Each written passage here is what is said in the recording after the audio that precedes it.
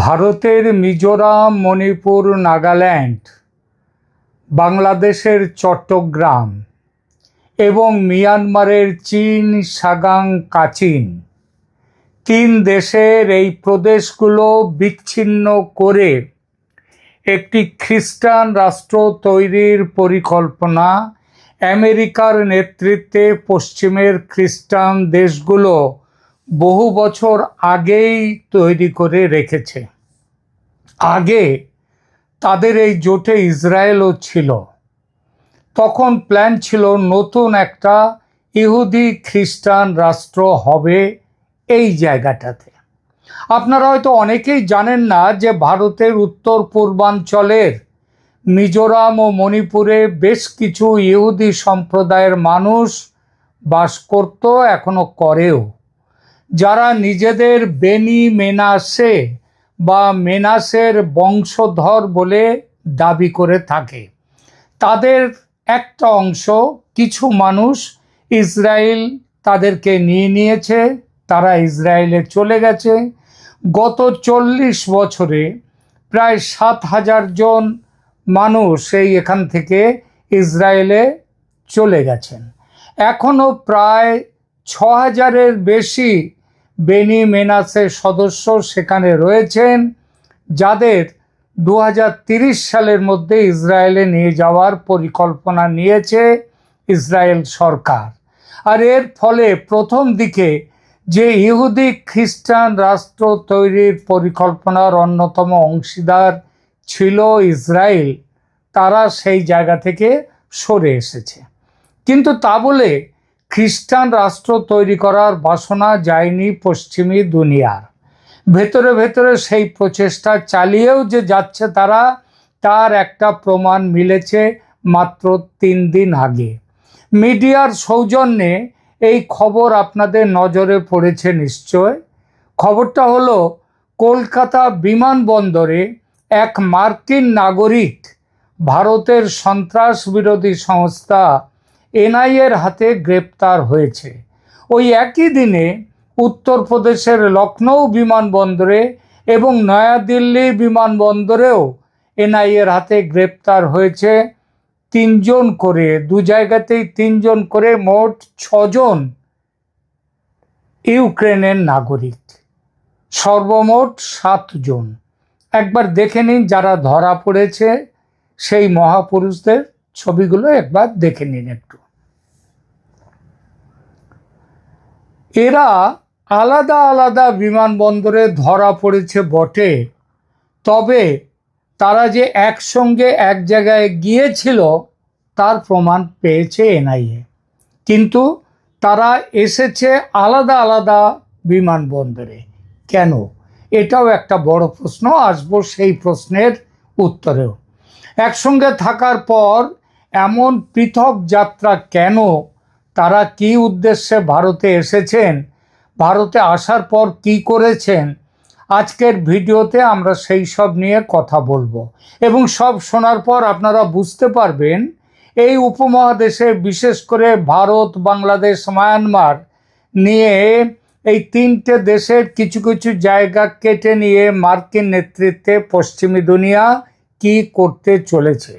এটা এমন এক ঘটনা যা শুধু আইন শৃঙ্খলার প্রশ্ন নয়, ভারতের উত্তর পূর্বে বিচ্ছিন্নতাবাদ, মিয়ানমারের অস্থিরতা, বাংলাদেশে বিদেশি ঘাঁটি তৈরি, নেটওয়ার্ক, ড্রোন ওয়ারফেয়ার এবং বড় শক্তিগুলোর ভূ রাজনৈতিক ষড়যন্ত্র, সব কিছুকে একসঙ্গে মিলিয়ে ঝুলিয়ে সামনে নিয়ে এসেছে। 15 থেকে 17 মার্চের একাধিক রিপোর্টে, যেমন Hindustan Times, the new Indian express, Akashvani, যেটা ভারতের রাষ্ট্রীয় বেতার কেন্দ্র, তারা জানাচ্ছে যে ভারতের সন্ত্রাসবাদ বিরোধী প্রাইম ইনস্টিটিউশন এনআইএ বা ন্যাশনাল ইনভেস্টিগেশন এজেন্সি 6 জন ইউক্রেনীয় এবং 1 জন মার্কিন নাগরিককে একটি সন্ত্রাসী ষড়যন্ত্র মামলায় গ্রেপ্তার করেছে এবং দিল্লির বিশেষ আদালত তাদের 11 দিনের এনআইএ হেফাজতে পাঠিয়েছে।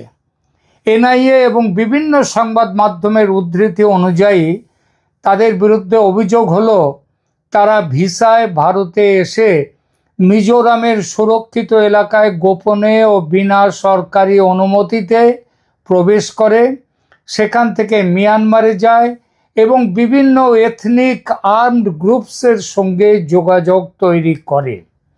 আরও গুরুতর অভিযোগ হলো এই নেটওয়ার্কের সঙ্গে drone operation, drone parts assembly, jamming technology এবং মডার্ন ওয়ারফেয়ার ট্রেনিংয়ের কী করে যুদ্ধ করতে হয় আজকে সেই সমস্ত কিছুর সংযোগ ছিল। কিন্তু এখানে সবচেয়ে বড় প্রশ্ন, এটা কি শুধুই কিছু বিদেশি প্রাইভেট অপারেটরের কাজ, নাকি এর পেছনে আরও বড় কোনো রাষ্ট্রীয় মদত আছে? আজ এখানে আমরা সেই প্রশ্নের উত্তর খুঁজব, তবে আবেগ নয়, তথ্য ধরে, স্লোগান নয়, স্তর ভিত্তিক বিশ্লেষণের মাধ্যমে আমরা উত্তর খুঁজব। প্রথমে একদম পরিষ্কার করে নেওয়া দরকার, এই মামলায় আপাতত যে জিনিসগুলো জনসমক্ষে আছে সেগুলো হলো কয়েকজনের গ্রেপ্তারি, তাদের আদালতের রিমান্ড আদেশ, অভিযুক্তরা কোন দেশের নাগরিক, তাদের জাতীয়তা এবং এনআইএ যে অভিযোগ করেছে তার সারাংশ। একে একে বলবো সে কথা। প্রকাশ্য রিপোর্ট অনুযায়ী এই 7 বিদেশিকে 13ই মার্চ 2026-এ একটি সমন্বিত অভিযান মানে কোঅর্ডিনেটেড অ্যাকশানে ধরা হয়। এর মধ্যে আছে মার্কিন নাগরিক ম্যাথিউ আরন ভ্যান ডাইক, তাকে কলকাতা বিমানবন্দর থেকে, 3 ইউক্রেনীয় নাগরিককে লখনৌ বিমানবন্দর থেকে এবং বাকি 3 ইউক্রেনীয়কে দিল্লি বিমানবন্দর থেকে আটক করা হয়। তারা কবে ভারতে আসে? গুরুত্বপূর্ণ বিষয় হলো সবার ভারতে প্রবেশের নির্দিষ্ট তারিখ এনআইএ প্রকাশ্যে জানায়নি। এমনও হতে পারে যে সবাই একসঙ্গে না এসে ভাগে ভাগে বিভক্ত হয়ে ভারতে এসেছে, যাতে অভিবাসন দপ্তরের চোখে ধুলো দেয়া যায়, কোন রকম সন্দেহ তাদের নিয়ে না ওঠে। এনআইএর এফআইআর উদ্ধৃত করে ইন্ডিয়ান এক্সপ্রেস ও অন্য রিপোর্টগুলো বলছে কমপক্ষে 14 জন ইউক্রেনীয় নাগরিক আলাদা আলাদা তারিখে সম্প্রতি ট্যুরিস্ট ভিসা নিয়ে ভারতে ঢুকেছিল এবং গ্রেপ্তার হওয়া এই 6 ইউক্রেনীয় সেই বড় দলের অংশ বলে মনে করা হচ্ছে। প্রতিবেদনগুলো আরও বলছে তারা ভারতে ঢোকার পর প্রথমে অসমের গুয়াহাটি যায়। মার্কিন নাগরিক ভ্যান ডাইক ওই ইউক্রেনীয় দলের সঙ্গে ঠিক কোন পর্যায়ে যুক্ত হন তা এনআইএর রিপোর্টে স্পষ্ট নয়, অন্তত স্পষ্ট হলেও সেটা সংবাদ মাধ্যম জানতে পারেনি। তবে যা জানা যাচ্ছে, এই মার্কিন নাগরিক হলেন দলটির মাথা। তার সম্পর্কে যা জানা যাচ্ছে, তিনি মার্সেনারি বা ভাড়াটে সেনার একটি দল পরিচালনা করেন এবং একজন সিআইএ অ্যাসেট। সিআইএর হয়ে বিভিন্ন গোপন অভিযানে আগেও তিনি অংশ নিয়েছেন। তিনি সিরিয়া, ইরাক, ইরান, আফগানিস্তান সহ আরও কিছু দেশে সিআইএর হয়ে গোপন অপারেশনে অংশ নিয়েছেন। ভারতীয় গোয়েন্দাদের হাতে এই তথ্য এসেছে যে ইরানের সর্বোচ্চ সুপ্রিম ধর্মীয় নেতা আয়াতোল্লাহ আলী খামেইনিকে হত্যার পর এবং তিনি এই যে আমেরিকান ভ্যান ডাইক, তিনি একটি এক্স হ্যান্ডেলে পোস্ট দিয়েছিলেন এবং সেখানে বলেছিলেন যে এই লড়াইয়ে তিনি কিভাবে কতটা অংশ নিয়েছেন এবং আগামী দিনে অংশ নেবেন সেই কথাটা সেখানে তিনি বলেন তার পোস্টে। গুয়াহাটি হয়ে এই দলটা প্রথমে মিজোরামে প্রবেশ করে, বিনা পারমিটে চলে যায় সীমান্ত এলাকায়। বিনা পারমিট বলা হচ্ছে এই জন্য যে এই সমস্ত এলাকায় বিদেশিদের যেতে গেলে ভারত সরকারের অনুমতি দরকার হয়। আদালতে এনআইএর সাবমিশন থেকে জানা যায় মিজোরাম থেকে এই দলটি এবং এই দলে কতজন ছিল সেটাও কিন্তু চার্জশিটে আসেনি, আস্তে আস্তে আসবে। এই দলটি এবং সঙ্গে আরও কয়েকজন সদস্য মিয়ানমার চলে যায়। সম্ভবত দলের কয়েকজন সদস্য মিয়ানমারের থেকেও গেছে, কারণ 14 জনের দলের 7 জন ধরা পড়লেও বাকিদের হাল হকিকত এখনো কিন্তু পাওয়া যায়নি।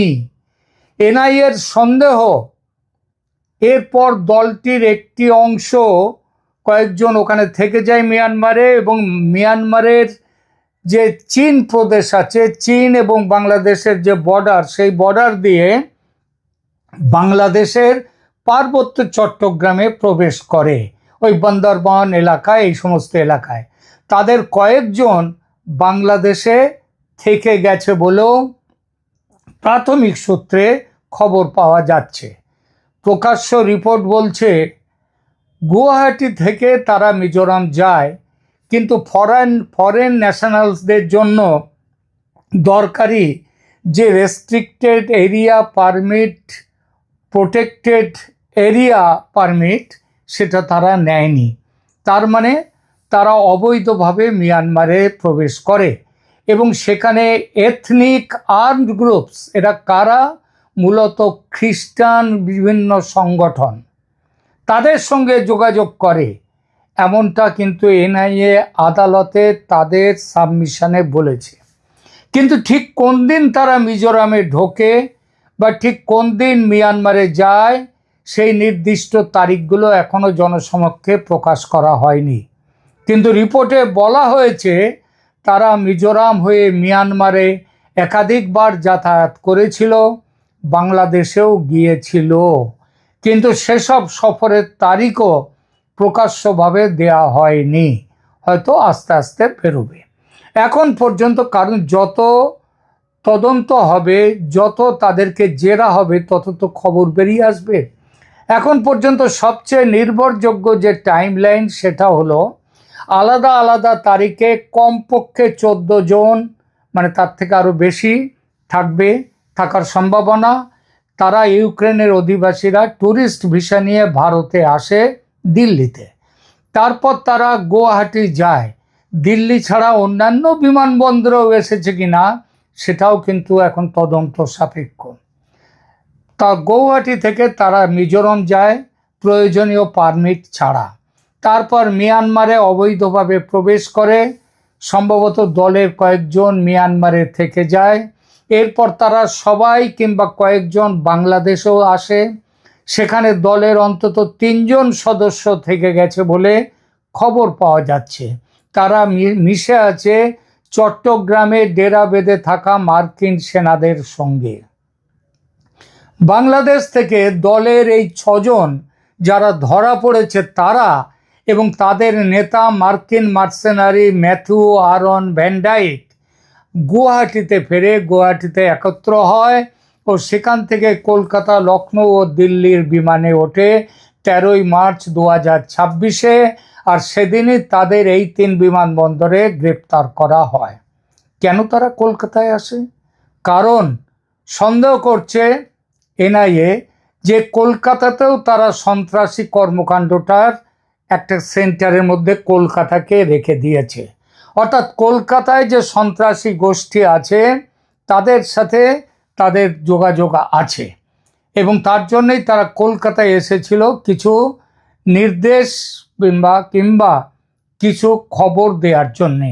এছাড়া লখনৌতে, সেখানেও তাদের যাওয়ার কারণও হচ্ছে এইটা, লখনৌতেও রয়েছে তাদের নিজেদের লোকজন, আর দিল্লিতে তো আছে, দিল্লির বিমানে তারা উঠেছে এবং ধরা পড়েছে। দ্য নিউ ইন্ডিয়ান এক্সপ্রেস লিখেছে 7 বিদেশিকে দিল্লির এনআইএ আদালতে তোলা হয়। আদালত তাদের 27শে মার্চ পর্যন্ত এনআইএ হেফাজতে পাঠায়। আর এএনআই তাদের রিপোর্টে বলা হচ্ছে এই বিদেশি নাগরিকদের ethnic wire groups of Myanmar, মানে খ্রিস্টান বিভিন্ন গ্রুপ তাদের সঙ্গে যুক্ত বলে এনআইএ অভিযোগ করেছে, এবং তাদের বিরুদ্ধে দেশকে বিচ্ছিন্ন করার চক্রান্ত এবং UAPA unauthorized activities prevention act সহ একাধিক গুরুতর ধারায় তাদের বিরুদ্ধে মামলা দেয়া হয়েছে। ইন্ডিয়া টুডে, ইন্ডিয়া টিভি এবং মানি কন্ট্রোল এই তিনটে রিপোর্টেই বলা হয়েছে তারা ভারতে ভালো মাত্রায় অত্যন্ত উঁচু মানের ড্রোনের পার্টস নিয়ে চলে আসে, মায়ানমারে নিয়ে যায়, সেখানকার বিভিন্ন বিচ্ছিন্নতাবাদী ধর্মীয় সংগঠনের সঙ্গে মিলিত হয়, ড্রোন অ্যাসেম্বল করে, ড্রোন ভিত্তিক প্রশিক্ষণ দেয়, সেই সঙ্গে সামরিক কৌশল নিয়ে আলোচনা চলে। বলা যাচ্ছে, এনআইএ যেটা বলেছে, এই ড্রোনের পার্টস, ড্রোন সেগুলো তারা নিয়ে এসেছে ইউরোপ থেকে। এবার আসি এই ঘটনায় সিআইএ, ইউক্রেন ও রাষ্ট্রীয় যোগসাজশের প্রশ্নটিতে। মানে আমি ওই যে বলেছিলাম না, এরা প্রাইভেট অপারেটর নাকি রাষ্ট্র দ্বারা প্রেরিত সংগঠনের হয়ে এরা কাজ করছে, যা এই প্রসঙ্গের সবচেয়ে সন্দেহের ও সবচেয়ে গুরুত্বপূর্ণ বিষয় এটি। গ্রেপ্তার হওয়া মার্কিন নাগরিককে অনেক রিপোর্টে ম্যাথিউ ভ্যান ডাইক নামে চিহ্নিত করা হয়েছে এবং কিছু প্রতিবেদনে তার পরিচয়ে মার্সেনারি মানে তারা হচ্ছে ভাড়াটে সেনা বা সিআইএ অ্যাসেট বলেও উল্লেখ করা হয়েছে। সিআইএ মানে আমেরিকার সেন্ট্রাল ইনভেস্টিগেশন এজেন্সি, তাদের অ্যাসেট বলে উল্লেখ করা হয়েছে। ইতিমধ্যেই ভ্যান ডাইকের পুরনো কর্মকাণ্ডের পুরো পরিচয় ভারতীয় গোয়েন্দা সংস্থার কাছে প্রকাশ হয়ে গেছে। ফলে তিনি যে সিআইএর একজন এজেন্ট বা অ্যাসেট, সেটা অস্বীকার করার জায়গায় নেই আমেরিকা। ফলে দিল্লির মার্কিন দূতাবাস বেশ বিড়ম্বনায় পড়েছে। কোনো বিদেশি নাগরিক গ্রেপ্তার হলে সে দেশের দূতাবাসকে সেই সংবাদ অবিলম্বে জানাবার নিয়ম আছে। দিল্লির মার্কিন দূতাবাসকে ভ্যান ডাইকের গ্রেপ্তারি সম্পর্কে জানালে মার্কিন দূতাবাস কিন্তু খুব সতর্ক প্রতিক্রিয়া দিয়েছে। সংবাদ সংস্থা এনডিটিভি জানাচ্ছে, এই গ্রেপ্তারের পরে মার্কিন পক্ষ শুধু বলেছে তারা পরিস্থিতি জানে, কিন্তু প্রাইভেসি রিজনস দেখিয়ে আর কোনো মন্তব্য করেনি। প্রাইভেসি মানে ওরা প্রাইভেট, এই যে ভ্যান ডাইক সে প্রাইভেট সফরে এসছে, সুতরাং সেই ব্যাপারে এরা কোনো মন্তব্য করেনি। মানে সরকার, আমেরিকার যে দূতাবাস, তারা হাতটাকে গুটিয়ে নিল, ধরা পড়েছে দেখে। একই রিপোর্ট, মানে এনডিটিভি তাদের রিপোর্টে, সেখানটায় এনডিটিভি যা বলেছে ওই একই রিপোর্ট এবং দ্য প্রিন্ট সংবাদ মাধ্যমের কূটনৈতিক কভারেজ অনুযায়ী ইউক্রেন কিন্তু ঘটনাটা ফাঁস হওয়ার পর উচ্চিংড়ের মতো খুব লাফাচ্ছে, একেবারে উচ্চিংড়ের মতো লাফ। ভারতের কাছে ইউক্রেন রাষ্ট্রদূত আনুষ্ঠানিক তীব্র প্রতিবাদ জানিয়েছেন। শুধু তাই নয়, গ্রেপ্তার হওয়া নাগরিকদের কনসুলার অ্যাক্সেস দেওয়ার দাবি করার সঙ্গে সঙ্গে জেনেভা কনভেনশন অনুযায়ী তাদের মুক্তির দাবিও করেছে ইউক্রেনের রাষ্ট্রদূত। জানি না ইউক্রেনের এই রাষ্ট্রদূত মহোদয় কোন স্কুলে পড়াশুনো করেছেন, কেননা দূতাবাস কর্মচারীরাই কেবল দূত অবদ্ধ, মানে দূতকে হত্যা করা যায় না এই থিওরিতে গ্রেপ্তারি এড়াতে পারেন। তার মানে এই নয় যে কোনো ক্রিমিনাল অফেন্স করলেও বিদেশি নাগরিক হওয়ার কারণে তাকে গ্রেপ্তার করা যাবে না। এখানে কেউ চাইলে বলতে পারেন, দেখুন এত দ্রুত কূটনৈতিক প্রতিক্রিয়া এসেছে ইউক্রেনের তরফ থেকে, মানে বিষয়টা বড় এবং তারা কিছু লুকোতে চাইছে, সেটা বলাই যায়। এবং এটা যেন সেই ঠাকুর ঘরে কেড়ে আমি তো কলা খাইনি সেই গোছের হয়ে গেল, তাই না? প্রিয় দর্শক, শেখ হাসিনা সরকারের পতনের পেছনে আমেরিকার ভূমিকার কথা এখন আর গোপন কোনো খবর নয়। যারা এটা বিশ্বাস করতে রাজি নয় যে আমেরিকা এতে কোনো ভূমিকা নেই, তারা হয় জেগে ঘুমোচ্ছেন, নয় আগাপাশতলা ধান্দাবাজ। বাংলাদেশে সরকার বদলে সফল হয়েছিল আমেরিকা। একই সময়ে 2024-এর সাধারণ নির্বাচনে মোদি সরকারের পতন ঘটাতেও কংগ্রেসকে দিয়ে, অন্যান্য শক্তিদেরকে দিয়ে, টাকা দিয়ে আমেরিকা অনেক চেষ্টা করেছিল মোদি সরকারের পতন ঘটাতে, ব্যর্থ হয়। কিন্তু তা বলে সেই চেষ্টা ছেড়ে হাত গুটিয়ে বসে আছে আমেরিকা এমন নয়। নতুনভাবে শুরু হয়েছে, নতুন উদ্যমে শুরু হয়েছে তাদের সমস্ত কাজ। বাংলাদেশকে গোপন চুক্তির ফাঁদে ফেলে হাতের মুঠোয় নেয়ার পর এই উপমহাদেশে একটি খ্রিস্টান রাজ্য গঠনের পুরনো স্কিম আবার তেড়ে ফুঁড়ে শুরু হয়ে গেছে। আর তারই বাস্তব প্রতিফলন এই ষড়যন্ত্র। ইতিমধ্যে ভারতের জাতীয়তাবাদী চিন্তাধারার গলা টিপে ধরার জন্য RAW মানে র এবং RSS এর বিরুদ্ধে বিষোদ্গার শুরু করেছে আমেরিকা। প্রকাশ্য রিপোর্ট অনুযায়ী রিসার্চ অ্যান্ড অ্যানালিটিক্যাল উইংস এবং রাষ্ট্রীয় স্বয়ংসংঘ এদের বিরুদ্ধে পদক্ষেপের সুপারিশ এসেছে United states commission on international religious freedom অর্থাৎ USCIRF এর পক্ষ থেকে। ট্রাম্প প্রশাসনের সুদৃষ্টিতে থাকা এই প্রতিষ্ঠানটি তাদের 2026 সালের রিপোর্টে র